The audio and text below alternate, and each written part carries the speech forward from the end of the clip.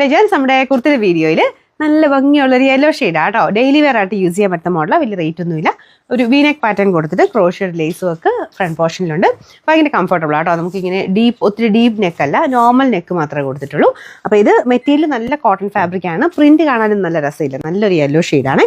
കയ്യിലും ചെറിയ ക്രോഷ്യഡ് ലേസ് ഒക്കെ ഉണ്ട്. ലൈനിങ്ങും ഉണ്ട് കേട്ടോ. വിത്ത് ലൈനിങ് ആവശ്യമുള്ളവർ എടുത്താൽ മതി. ചിലർക്ക് ലൈനിങ് ഇല്ലാതെ ഇഷ്ടം, ചിലർക്ക് ലൈനിങ് ഉള്ളത് തന്നെ വേണം. അപ്പോൾ അതുകൊണ്ട് ലൈനിങ് ഉള്ള ഐറ്റംസ് നമ്മൾ ഇറക്കുന്നുണ്ട്. പക്ഷേ ലൈനിങ് ഉള്ളതിന് മിക്കതിനും തന്നെ നെക്ക് സൈസ് എടുക്കാൻ നമ്മൾ പറയാറുണ്ട്. ഇതിനും നെക്ക് സൈസ് എടുക്കണം കേട്ടോ.